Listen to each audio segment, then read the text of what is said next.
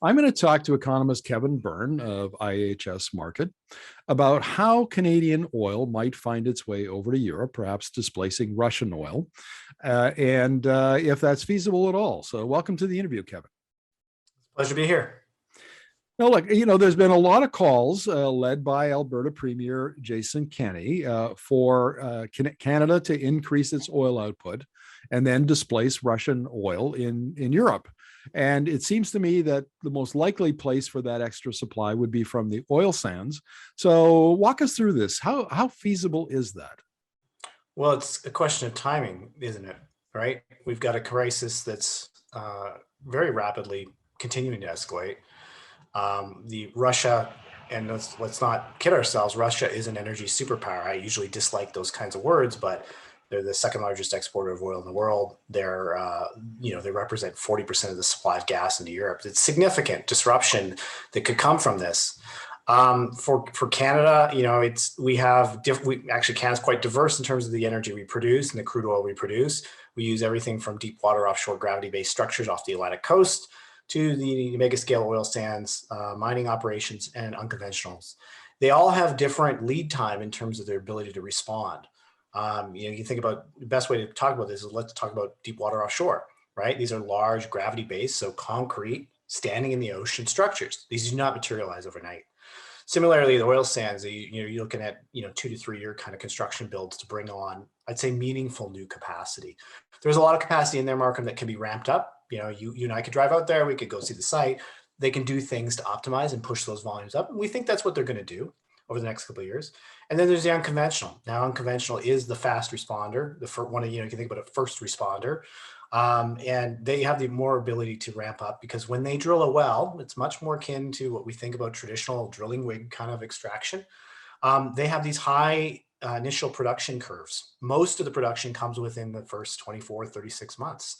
And so the more activity you get in that kind of field, you can get a much larger response from it.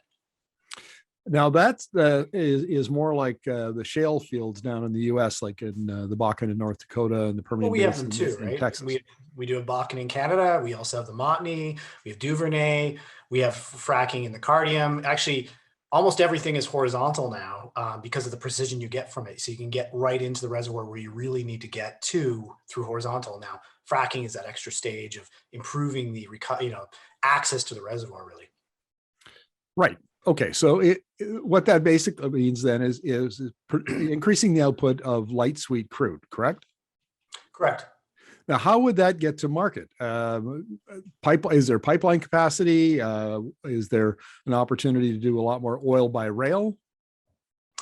Yeah, it all comes down to time and money, right? And so Western Canada, as you know, we've had many conversations about this, has struggled with adequacy of pipeline capacity. And even to today, with the delay of Trans Mountain Pipeline, we think Western Canada may see some pressure on the rail system over 2023. And so you're limited not just in terms of your ability to produce more oil, but to move more oil out of the market as well. And yes, you can lean on rail to move more. That affects the price of oil we get in Western Canada. The economics are not as attractive as well. So you could play these systems in terms of maximizing the output, but you have to produce it, put it in the pipe and ship it, or put it in the rail car and ship it. So you have these two levers you have to think about.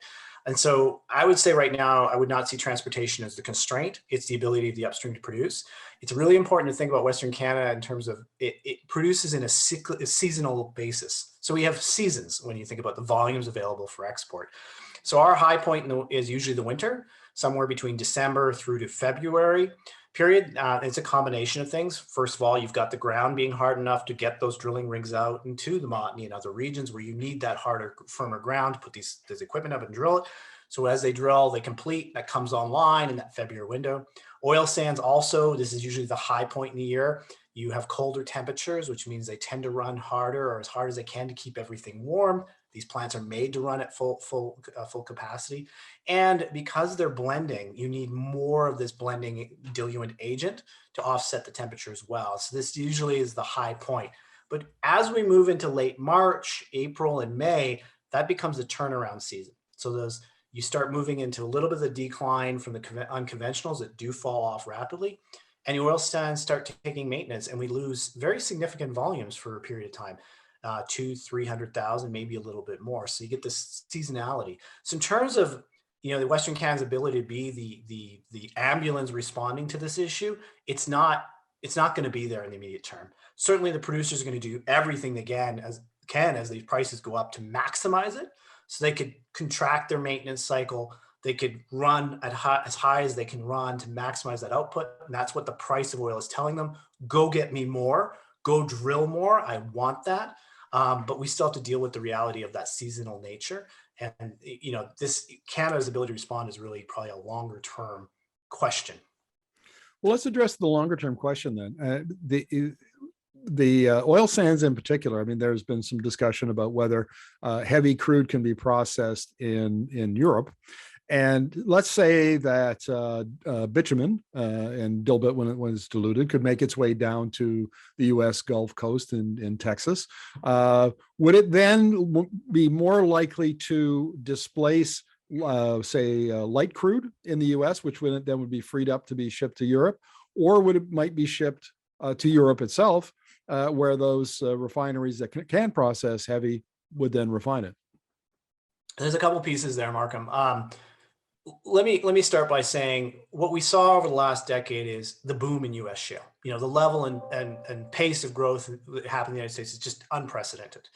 But Canada continued to increase exports, and the use of Canadian crude in the United States increased as well. And that's because most of what Canada was growing was a heavy sour crude oil that met a very specific refinery configuration, and it didn't compete head on with that shale. And that shale is what's moved offshore from the United States, and that's what they've exported to the rest of the world. And you could argue that the presence of Canadian heavy helped the Americans do that. Otherwise, they would have had to figure out alternative sources for heavy sour crude oil.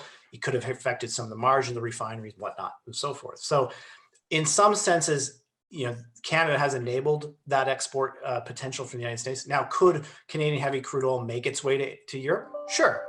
There's some limited export capacity off the Westridge terminal. That Trans Mountain pipeline as it exists today is largely full. Most of those volumes go to Washington State. So there's not a tremendous amount of volume there that's left over for export. They could go off the Gulf Coast. And we've seen exports go off the Gulf Coast, principally to Asia, in India and elsewhere.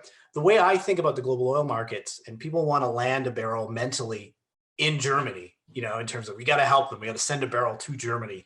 But I think about the oil market as a bathtub. Yeah, there's different grades of crude oil, but if we put more into the bathtub, all the water rises, and so the system will shuffle itself out and balance it. And that's why you have different prices based on grades.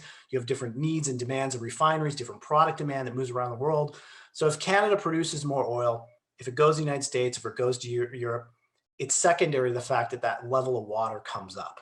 And what we're seeing right now is basically from COVID-19, demand recovery has outstripped supply recovery. And that's what led to the run-up in prices we saw. And now this Russian invasion of Ukraine is adding uncertainty to the market. And buyers of Russian crude are going, maybe this isn't the most stable thing I should be buying. And so that's putting more upward pressure on the price of oil. Now, a final question, Kevin. Premier Kenney has been talking about build pipelines. And those take a long time. They take 5, 6, 7 years, whatever it is, to get approved, and then you got to build them. So let's say the better part of a decade. Is the pipeline the way to think about this, or is there a better way to think about it? And I'm thinking of rail. Oil by rail, for instance, the diluent recovery unit that Gibson Energy is that project they're working on near at Hardisty. Maybe that's an approach. Maybe Canapucks. Maybe what's your take on that? All these things are time, right? So if you want to build another rail terminal, it takes time. You want to do Canapucks, it takes time, and it takes time to build a market for that material as well. So that it's all a time question for me. This is a chicken and the egg kind of conversation we're having. Had Keystone XL been completed as it was intended, or had Energy East been completed as it was intended when it was first proposed, it would be online, and you would have access to those markets, and they would be able to produce that oil and ship it out. And we probably wouldn't have had quite as a depressed level of investment we had from the instability generated from the lack of pipeline capacity. So we may have more volume. and maybe in North America would be more energy secure and Canada contributed more, but we don't. And so what's happening in Europe is they have, and we've realized we need to have more conversations about energy security. We need to think harder, not only about instability, but the balance of supply and demand, especially through as we move through transition. So that's how I would look at it. None of these things are immediate short-term solutions for a problem that is very dramatic, very fast-moving, and very immediate. Well, Kevin, always appreciate your insights. Thank you very much for this. Thank you.